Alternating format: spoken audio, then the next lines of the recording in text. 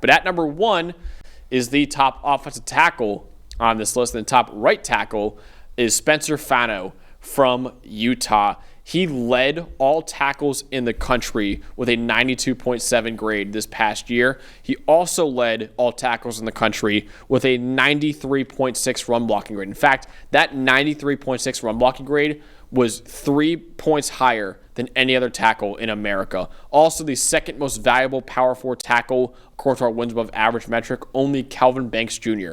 was more valuable in the power four than Spencer Fano, and Kelvin Banks Jr. was just a top 10 pick by the New Orleans Saints in the 2025 NFL draft as well.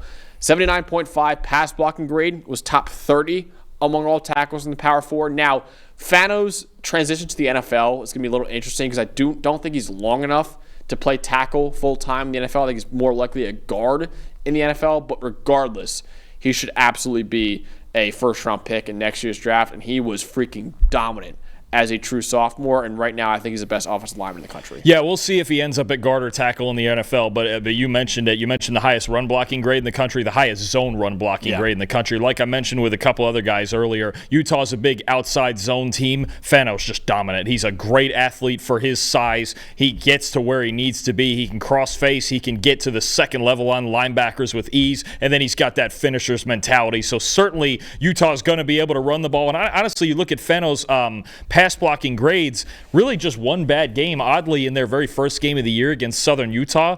His pass blocking grade goes up to 85.5 if you take out that first game. So I think there's just a bit of oversetting a little bit, maybe due to that lack of length, like you mentioned, in his sets in pass protection. But no, the numbers at least say, we'll talk about prospects later on and which ones and what we're looking for, Proctor versus Fano and all that. But considering the year that he had last year, especially in the run game, no issue here with Fano as the number one guy on the list.